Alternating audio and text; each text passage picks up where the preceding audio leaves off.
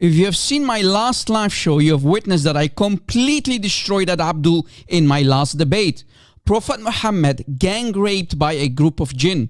After that debate, this Abdul tried to lick his wounds and trying to do damage control on TikTok to save face in front of his little boyfriends after his defeat at my hands.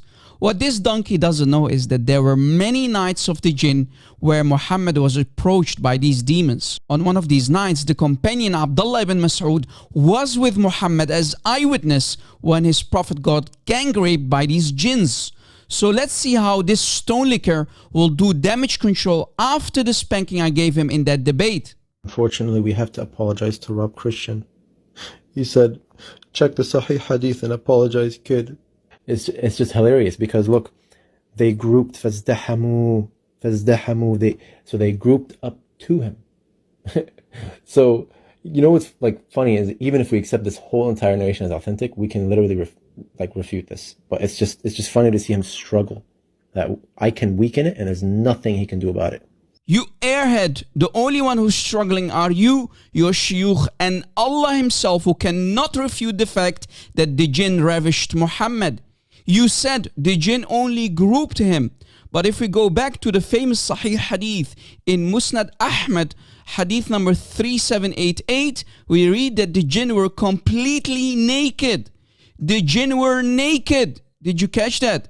And it says, فَجَعَلُوا يَرْكَبُونَ رَسُولَ اللَّهِ, and they started to ride Rasulullah. So the jinn are naked and they are riding Muhammad's back. And when I get that feeling,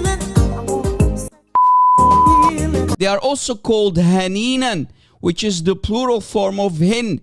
And a hin is the penis of a man. So in other words, penis-shaped demons jumped on the back of Muhammad to ride him all night long. I mean, Lion Richie would have been proud. All night long, all night. Here's a Sahih Hadith where hin is used as penis. Ubay ibn Ka'b says that he was instructed by the Prophet to say, anyone who boasts about the pre-Islamic period, a Jahiliyyah, then let him bite his father's penis. And guess what that word is? Hin. Hin means penis, and hin abih means the penis of his father. Jala boom. Boom, yeah. I understand boom. Bada boom. Big. Big. Yeah, big bada boom. Big. Bada big boom. Yeah, big bada boom. Bada boom. Big boom. Big bada boom. Now please try to convince me and anyone who's listening that these penis-shaped jinn did not rape Muhammad when they were riding him. This is nothing but damage control by these bankrupt Muhammadans while the damage was already done to Muhammad's anus. And I think that's why Muhammad could not stand anymore while peeing, because there was too much damage done to his pelvis area by these penis-shaped jinn who humped him all night long. And it's funny because literally on the same page of this, there's a corroborating report. And even if I accept this, right? Even if I accept it. Donkey, you have to accept it. These reports are authentic. There is no escape from it. I'm really disappointed, man. I am very disappointed. I thought this guy would finally end my career. Where are the actual imams to defend Muhammad? Stop sending me these little puppies for slaughter. This is embarrassing, man. This is just a side point, right?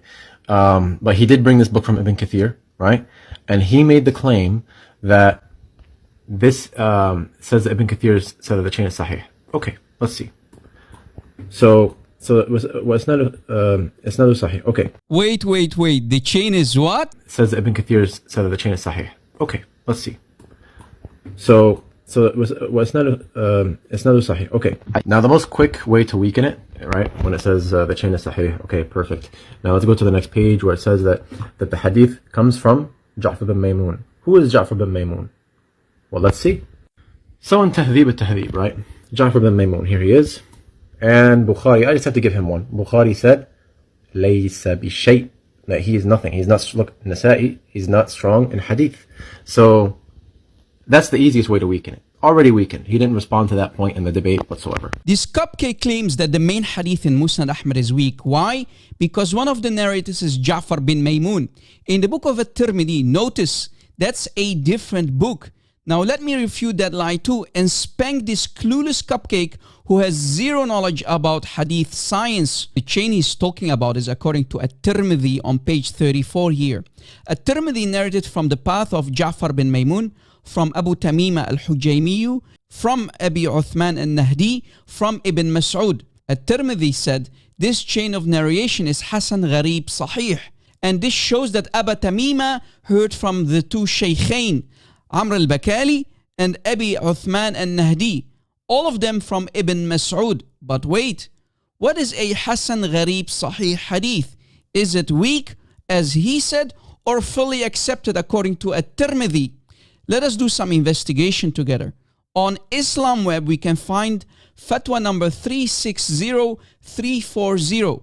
When asked what a Hasan Gharib hadith means, the scholars explained the statement of Imam At-Tirmidhi on the hadith that is Hasan Gharib means that this hadith is acceptable to him and not weak. Rather, it is stronger than the hadith regarding which he says Hasan only without the term Gharib. So it's even stronger than Hasan only. Shaykh al-Albani said the hadith about which At-Tirmidhi says Hasan Gharib is stronger than the hadith about which he says Hasan only. That is because the former means that it is Hasan in and on of itself, while the latter means that it is Hasan by the support of other hadith. Regarding Ja'far bin Maymun, let us do some investigation about his rank. On this database about narrators of hadith, we find info about Ja'far bin Maymun, his lineage al-Basri, al-Tamimi, and the most important part, and my refutation, his rank maqbool, which means he is accepted. Again, this narrator is what? Accepted. He's bringing from one of the Imam al-Dhahabi rahimahullah's books, where so the narration basically says that Ibn Mas'ud saw some of the Zut. Okay, first of all, the Zut, who are they? So they're just like a race from the Sudan and the Indian. Okay, now watch this. He's claiming that this links with the Prophet being with Ibn Mas'ud. Watch this now. Look at the kadhab, the dajjal, get busted lying. So he saw them on the way, right? And he said, who are these? And he said, they said, هؤلاء الزُّط. So these are the Zut. And he said, I did not see their resemblance except the night of the jinn. Except the night of the jinn. And he said that they were seeking one another, following each other. Okay, Sahih. Where does this say anything about the jinn riding the Prophet, or anything about him being with the Prophet? Where does it say Ibn Mas'ud is with the Prophet over here? Is this guy stupid or what? The text is in front of him. Notice, if you watch my debate with him, which I reviewed a couple days ago with our audience, he kept challenging me to prove to him that Abdullah ibn Mas'ud was the eyewitness during the night the Prophet got gang raped by these demons. During the entire debate, he tried to say that Abdullah ibn Mas'ud was not there as eyewitness. Do you see how he's now struggling to prove me wrong? This is really embarrassing. Keep lying for the sake of the gaping hole of your false prophet, which you still call an anus. Here's the same book that I gave him on TikTok called Tariq al-Islam, Volume 1 by Imam al-Dhahabi, page 200. This book backs up that Abdullah bin Mas'ud was together with Muhammad in the night of the jinn. As you noticed, he's not even showing the entire page. But what can we expect from these lying pagan scumbags? Guys, do you see how he's struggling? In this Sahih Hadith on page 200, which this donkey cannot escape from, we read that Ibn Mas'ud saw a Zutti on the road. He said, who are those? They said, those are a Zut. And Ibn Mas'ud continued saying, I have not seen anyone in their likeness or resemblance except the jinn during the night of the jinn. So you see, Ibn Mas'ud is literally explaining that he saw these Zut and they are a jinn who started to ride Rasulullah. It's the same night. So as you see, Ibn Mas'ud just confirmed that he was with Muhammad during the night of the jinn. Wait a second, did Abdullah ibn Mas'ud just confirm that he was together with Rasulullah? Yes. Uh-oh. And on the same page, we see another report that confirms that Ibn Mas'ud was with Muhammad during the night of the jinn. Let's read it. From Ibn Mas'ud, he said, I went together with Rasulullah in the night of the jinn. Yet this embarrassed donkey kept lying about Ibn Mas'ud, throwing this main companion of Muhammad under the bus, saying Ibn Mas'ud wasn't there. I think the amount of spanking I gave this cupcake in this video should last him for at least 2 years. And we proved that the actual moose splitting, which Muslims love to talk about, did happen. But the moose splitting happened between the butt cheeks of Muhammad. Did you catch it? Muhammad even admitted that he was feeling heavy and in pain. Now ask yourself where the pain was if penis-shaped jinns were riding him all night long. Yeah, I think we're done here. You're finished! Bomb out.